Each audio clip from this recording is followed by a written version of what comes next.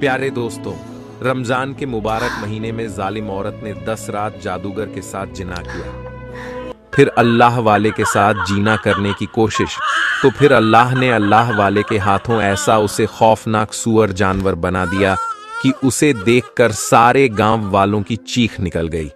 दोस्तों, रमजान के महीने में जीना करने वाले का अंजाम देखकर आपके रोंगटे खड़े हो जाएंगे। इसलिए हमारे साथ आखिर तक जरूर रहिएगा, क्योंकि यह वाकया बड़ी सबक आमोज है। दोस्तों, एक अल्लाह वाले जो बहुत बड़े आलिम थे, वह कभी जंगल, कभी पहाड़, कभी किसी रेगिस्तान में कई दिन गुजारते और रमजान के रोजे रखकर भूखा प्यासा रहकर सख्ती बर्दाश्त करते। इसलिए उनको उनकी इबादत की वजह से यह इनाम मिला कि वह जो दुआ करते कबूल हो जाती। एक बार वह यमन के गांव पहुंचे, जहां के लोग मुसलमान थे। सुना था कि वहां सब नमाजी, रोजेदार, परहेजगार रहते हैं। अल्लाह वाले ने सोचा कि मैं इनके पास जाकर आज रोजा रख लेता हूं। यह सहरी से पहले का वक्त था। आपका तो यही ख्याल था कि वहां पर रौनक होगी और सब अपने घरों में सहरी बनाने की तैयारी कर रहे होंगे। पर अल्लाह वाले उस गांव में आए, आप देखकर हिल गए, क्योंकि वहां पर अफरा तफरी मची हुई थी। सब परेशान फिर रहे थे।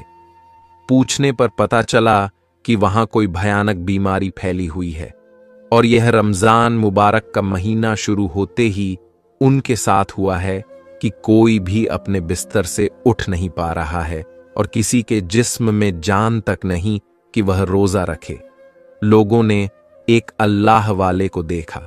उनके दिल में उम्मीद की किरण जागी। हो सकता है ये हमारी मदद करें, इस मुश्किल घड़ी में हमें इस मुश्किल से निजात दें। एक एक शख्स जो उनमें थोड़ा बेहतर लग रहा था, वह उनके पास आया और कहा, आप यहां के नहीं लगते हैं, लेकिन हमें ऐसा महसूस होता है कि आप हमारी मुश्किल दूर करने आए हैं। अल्लाह वाले ने कहा, क्या हुआ है?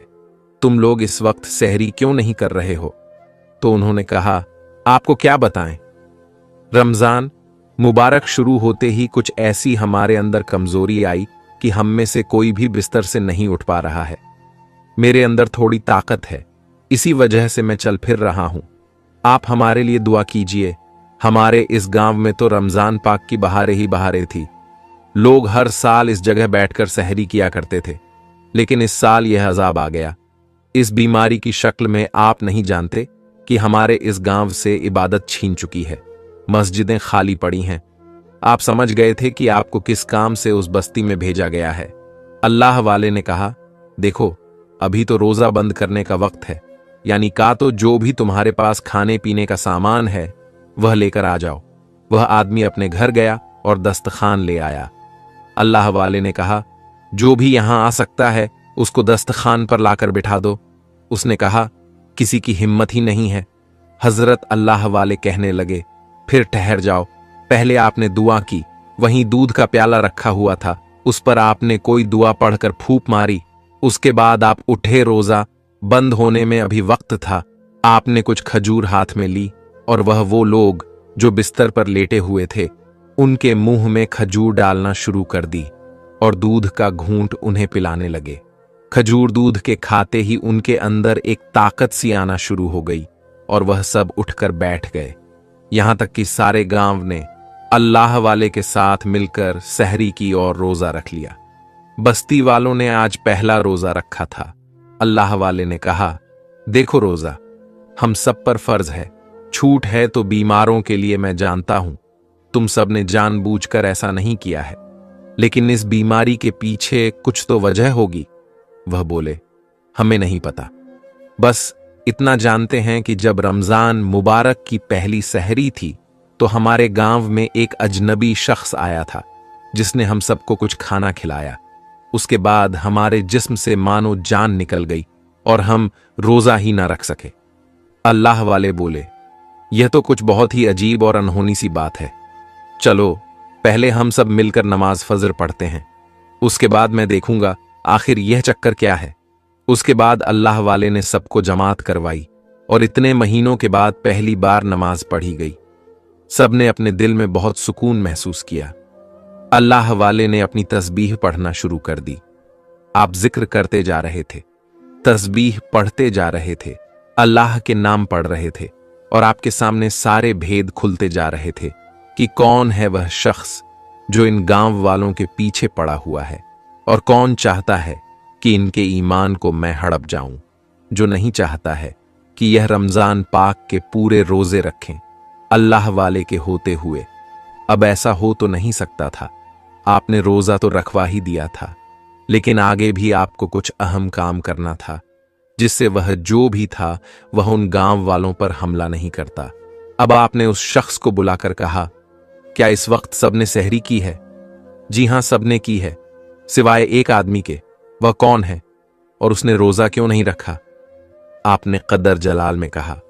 वह आदमी कहने लगा, मुझे नहीं मालूम। अल्लाह वाले ने कहा, क्या तुम उसे मेरे पास बुला सकते हो? वह शख्स उसे बुलाकर लाया तो सामने वाले आदमी का सर शर्म से झुका हुआ था।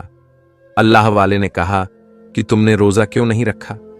जानते हो ना, फर्ज इबादत है, यह हर बालिग मर्दों औरत पर फर्ज है। वह कहने लगा, वह मेरी बीवी की वजह से। तुम्हारी बीवी की वजह से क्यों? वो मुझे मना कर रही थी आपके पास आने से। इसलिए अल्लाह वाले जलाल में बोले, अपनी बीवी को सुनोगे या अल्लाह के हुक्म को सुनोगे? वह चुप रहा। आपने कहा, तुम्हारी बीवी तुम्हें जहन्नम से नहीं बचाएगी, बल्कि अल्लाह पाक की रहमत बचाएगी। इसलिए उसको मानो जो तुम्हारा रब है, जिसने तुम्हें पैदा किया है। और एक बात तो बताओ, मैंने यहां के सारे कमजोर लोगों को खजूर और दूध पिलाया, क्या तुम पर इस बीमारी ने हमला नहीं किया? उसने कहा, नहीं, मेरे घर में से कोई भी बीमार नहीं। अल्लाह वाले समझ गए कि दाल में कुछ तो काला है। आपने कहा, ठीक है, आज जाओ, कल से हमारे साथ रोजा रखना। और वह चला गया। असल बात यह थी, उसकी बीवी एक मुनाफिक औरत थी। मुनाफिक इंसान कौन होता है? वह मुंह पर कुछ और, असल में उसके दिल में बहुत बुराइयां होती हैं। हर बात पर वो औरत झूठ बोलती थी। उसकी जुबान तो ईमान ला चुकी थी, लेकिन दिल से मोमिन नहीं हुई थी। वह पसंद नहीं करती थी उसका शौहर ना पढ़े, ना रोजा रखे, ना जकात दे। उसका दिल बहुत काला था, बहुत मैला था, और यही बदसूरती उसके चेहरे पर भी थी। उसको इसी बात का दुख और गम था कि मैं इतनी खूबसूरत क्यों नहीं हूं। वह दुनिया की सबसे हसीन और बागुमान औरत बनना चाहती थी। इसके लिए वह कुछ भी कर सकती थी, किसी हद तक भी जा सकती थी। अल्लाह वाले चाहते तो उस औरत का खेल मिनटों में, चुटकियों में खत्म कर सकते थे, लेकिन आपने चूंकि पूरे गांव को बजाना था, इसीलिए कुछ वक्त के लिए आप खामोश रहे। फिर उन लोगों से कहा कि जितने भी गांव के लोग हैं वह सब मेरे पास आकर कुरान पाक पढ़े। आपके हुक्म पर सबने आपके पास आकर कुरान पाक सुनाना शुरू कर दिया। उस मक्कार औरत का शौहर भी वहां पर बैठा था। अल्लाह वाले खुश हुए कि चलो इसको मेरी बात समझ में तो आ गई, पर वह औरत नहीं आई थी।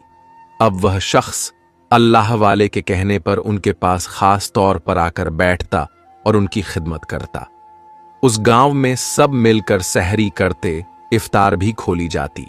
जिसके पास जो कुछ होता वह सब एक दस्तरख्वान पर रख दिया जाता। इस तरह गांव वालों के बीच मोहब्बत बढ़ती जा रही थी और गांव में दिन बदन खुशहाली भी आ रही थी।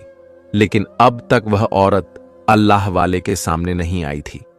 एक दिन आपने उसके शौहर से कहा, तुम एक अच्छे इंसान हो और तुम एक अच्छे मुसलमान भी हो। मैं देखता हूं कि तुम लोगों की खिदमत करते हो, अल्लाह पाक की इबादत भी करते हो, इसलिए मेरा दिल चाहता है कि मैं तुम्हारे लिए दुआ करूं।